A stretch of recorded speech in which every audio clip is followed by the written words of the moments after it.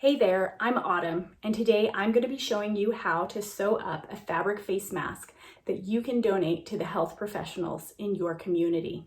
I'm going to be working from a pattern that's been developed by the Masks Now Coalition, and it's available on their website, masksnow.org.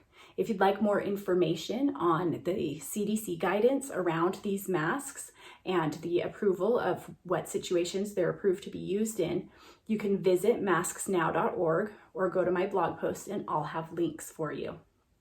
Also, if you want to know what organizations in your community are interested in receiving donations of handmade masks, I'll have links to help you out with that in my blog post as well. Or you can head to masksnow.org and sign up as a volunteer and get more information through them. Okay, let's start sewing. Okay, this is the pattern booklet that you can download from masksnow.org. It comes with a lot of information on what supplies you need and very specific instructions on exactly how to sew up the mask. It also comes with a printable pattern that you can use to cut out your pieces. You'll need about 1/4 yard of fabric for each mask. Since cotton does shrink, you'll want to plan on a few inches more than 1/4 yard for each mask. You'll want to use 100% cotton or a cotton poly blend. And you should choose a pattern that very obviously has a right and a wrong side, because when we sew up the mask, that'll make it really easy for the healthcare provider to tell which side is the outside and which side is the inside. Be sure that you wash and dry your fabric on hot before you begin, and always wash your hands before handling your fabric or beginning to sew. This is the pattern for the basic mask rectangle, and you're going to want to cut out 2 of those from your cotton fabric. You'll also need to cut out 1 piece the same size from a non-woven interfacing, and the pattern booklet tells you exactly what to get, and I will have a link for that in my blog post. Finally, you'll also need to cut 4 strap pieces. There is a pattern you can use, but these are just 2 inches high by 20 inches long.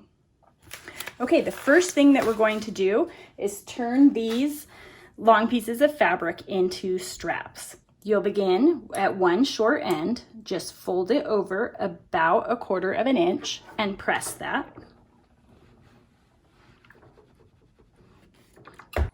And then we're going to fold and press it lengthwise in half.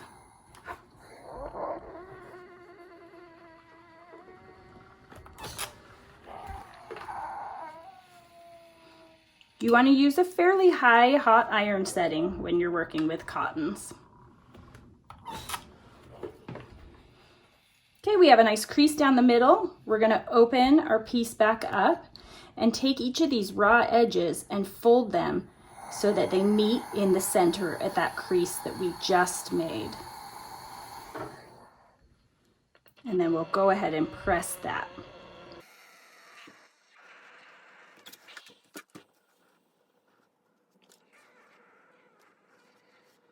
Okay, now we can fold it back in half again along that original center crease and press the whole thing. All right, now we want to sew starting right here at the short end, down across this end, and all the way down the long end.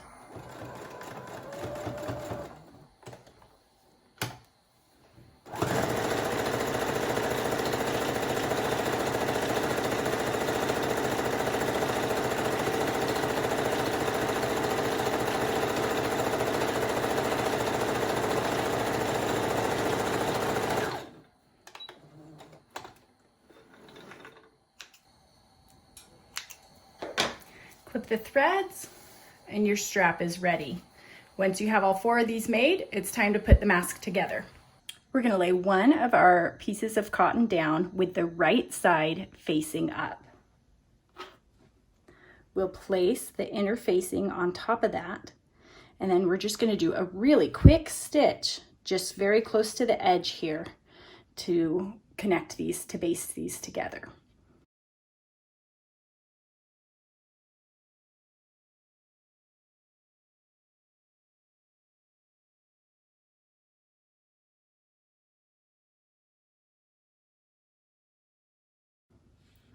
We're also going to take the other piece of cotton.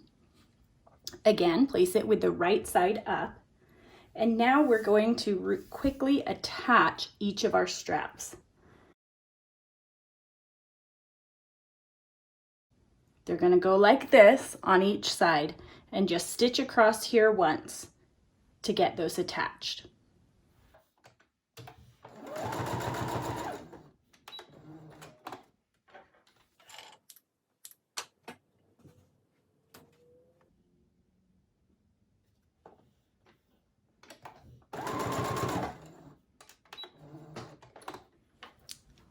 Okay, now we have our piece that has all 4 straps attached. We want to just kind of gather and curl these ribbons or these straps up in the middle. Then we'll take our piece that has interfacing added and put that on top with the interfacing facing up. What we want to do is sew all the way around, sewing these 2 pieces together. So go ahead and pin them together if you'd like. You want to sew using a 1/4 inch seam allowance, and as you sew, just feel to make sure that you're not catching the straps in your seams. Remember, leave a 2-inch opening so that you can turn this inside out.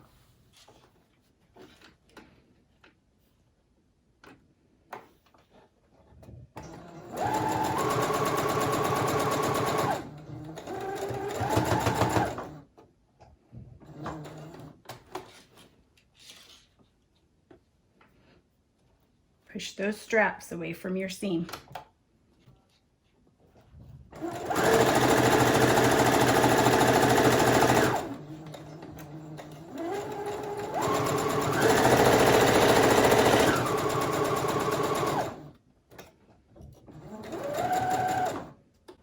When you get to a corner, lift your presser foot and pivot.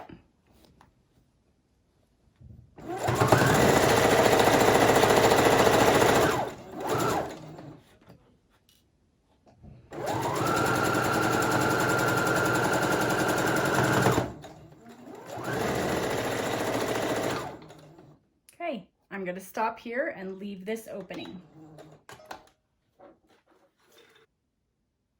You want to clip across these corners without sewing through or without clipping through the seam you just made.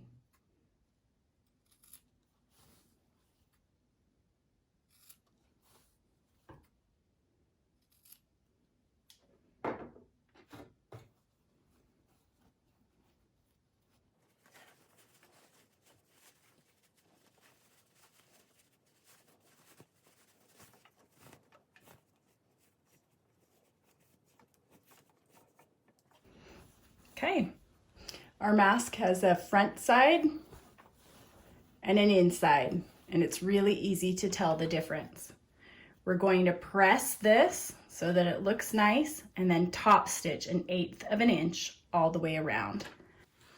As we press this, you'll want to just kind of roll the seam in your fingers to make it flat, and then give it a good press. Do the same thing, just roll the seam to make sure it's flat.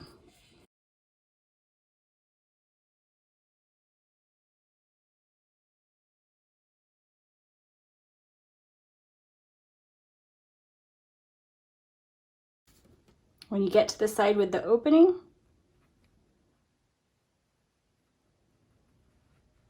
tuck it in so that it looks nice and straight, and press.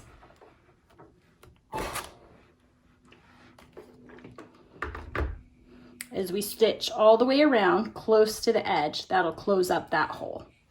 Okay, the only thing we have left to do is make the pleats in the mask. There is a pleat template that you will want to print out and lay over your mask. Make sure that the right side of the mask is pointing up at this point. You'll want to mark each of the dotted lines and each of the solid lines on the template.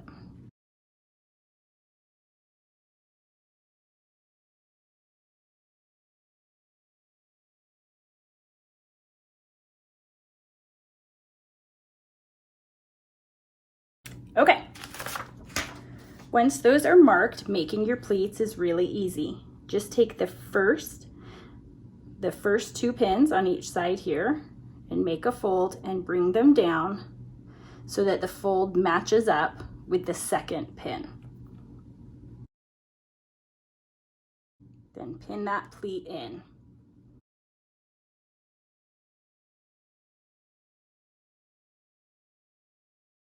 Do the same thing, bringing the third pins, fold there and bring them down to meet the fourth pins.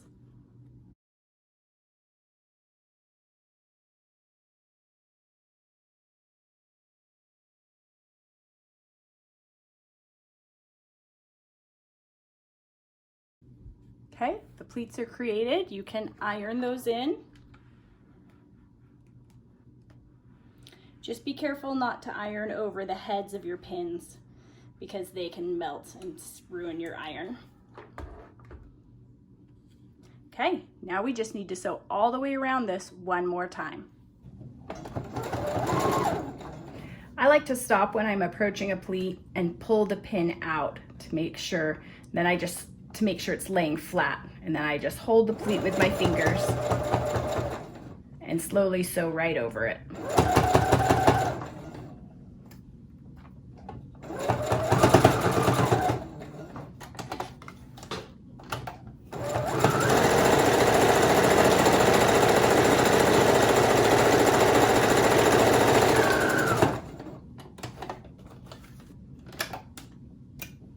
Again, just hold that pleat down firmly with your fingers.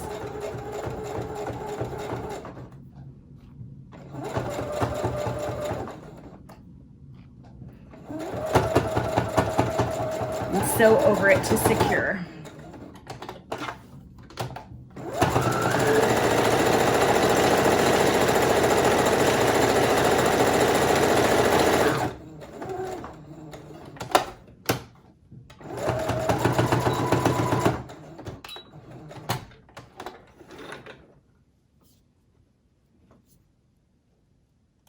Okay, clip your last few threads.